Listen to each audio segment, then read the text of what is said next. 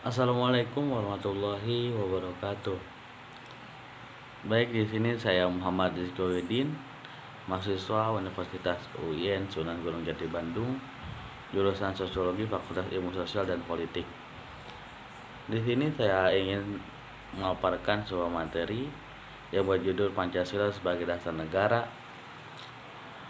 Dan saat ini izinkan saya untuk mempresentasikan atas apa yang telah saya pahami untuk sebuah bahan ajar bagi kita semua. Baik, untuk persingkat waktu, next. Dari sisi makna, secara etimologis, istilah dasar negara maknanya identik dengan istilah root noun atau norma dasar.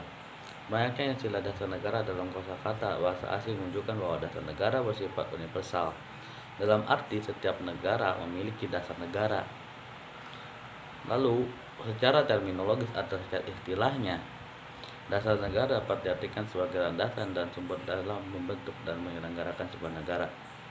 Karena sebuah negara tersebut bisa dijadikan sebuah hukum atau landasan hukum bagi masyarakatnya itu sendiri.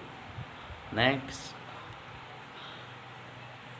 Baik, di sini saya melihat dari sumber yuridis, historis Pancasila sebagai dasar negara.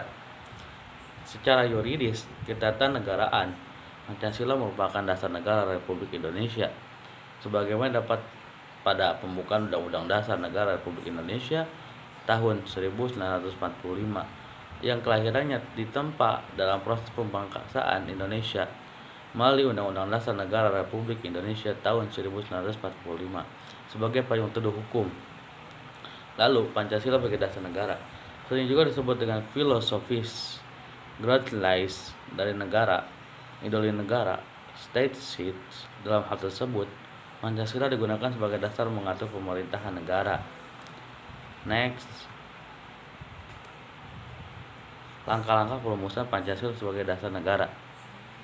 Nah, dimulai pembukaan proklamasi yang dibacakan oleh Insinyur Soekarno pada tanggal 1 Juni saat itu, maka dikenal dengan kata Pancasila. Naskah pembuatan Undang-Undang Negara Republik Indonesia tahun 1945 yang berasal dari rancangan pembukaan hukum dasar negara Indonesia setelah dilakukannya penyesuaian tersebut disahkan atau ditetapkan oleh PPKI dalam sidangnya pada tanggal 18 Agustus. Lalu, dalam pada itu naskah Undang-Undang Negara Republik Indonesia yang tanpa atau belum dengan penjelasan pada mulanya berasal dari naskah rancangan Undang-Undang Dasar Perumusan Panitia Kerja 9. Lalu, dalam kehidupan ketatanegaraan atau ketatanegaraan Indonesia sejak pembukaan di Undang-Undang Dasar itu disahkan atau ditetapkan oleh PPKI dan berlaku di seluruh Indonesia pada tanggal 18 Agustus sampai dengan 27 Desember pada tahun 1949.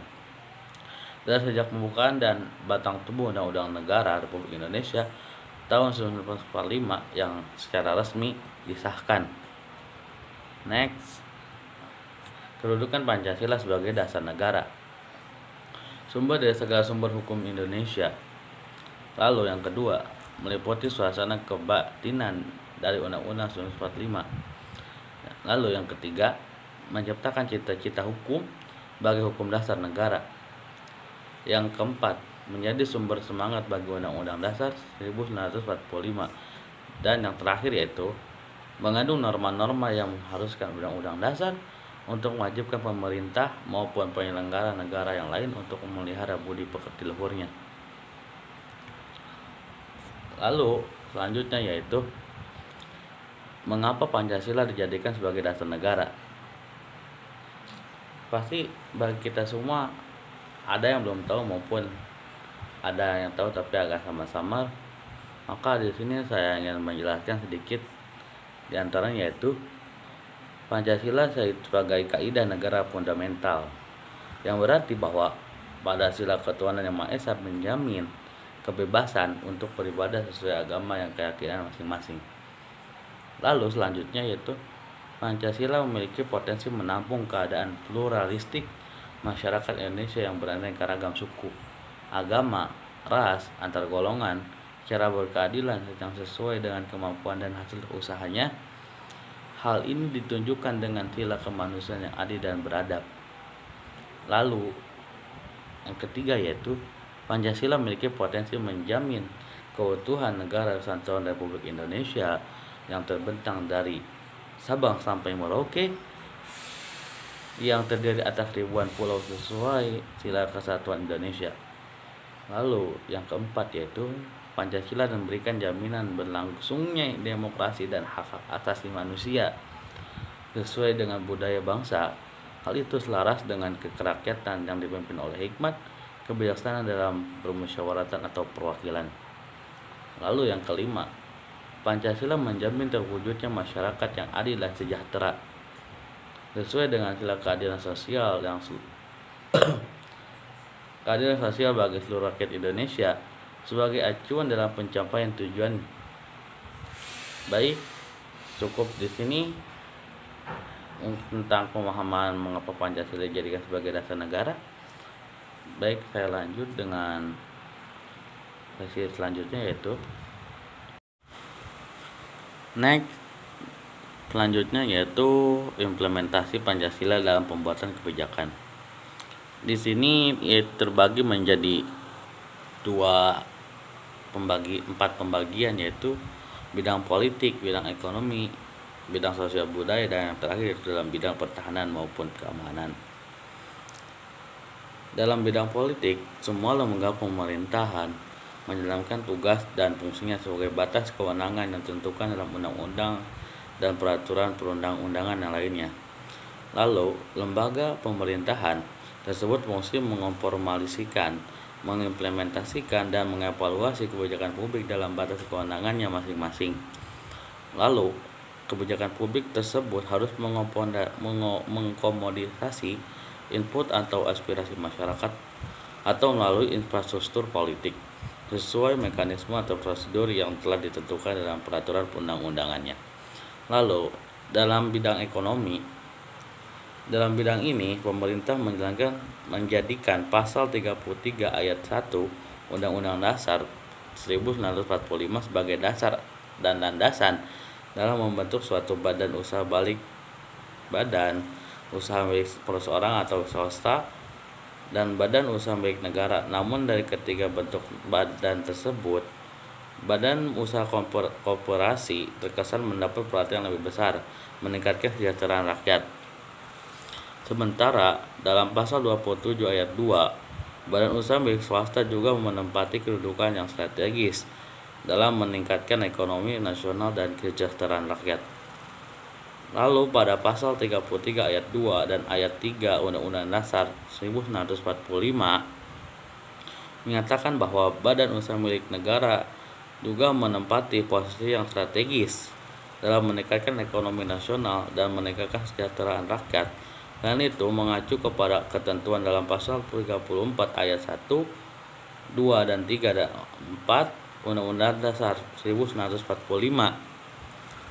Negara Indonesia berkewajiban mengembangkan sistem jaminan sosial, memberdayakan masyarakat yang lemah, serta memelihara kelompok marginal, khususnya fakir miskin dan anak telantar.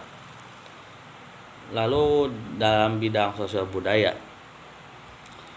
strategi yang harus dilaksanakan pemerintah dalam memperkokoh kesatuan dan kesatuan melalui pembangunan sosial budaya ditentukan dalam pasal 33 ayat 5 dan pasal 32 ayat 1 dan ayat 2 Undang-Undang Dasar 1945 berdasarkan ketentuan dalam pasal 31 ayat 5 Undang-Undang Dasar 1945.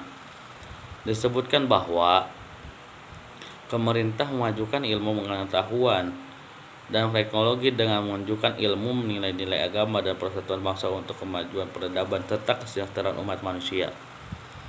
Lalu yang terakhir yaitu Pancasila dalam bidang pertahanan dan keamanan.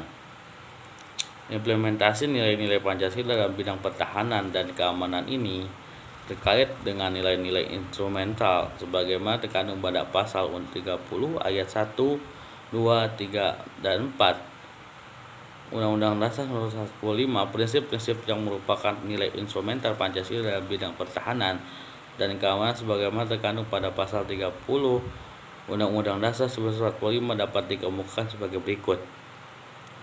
Yang pertama, kedudukan warga negara dalam pertahanan dan keamanan berdasarkan pasal 30 ayat 1.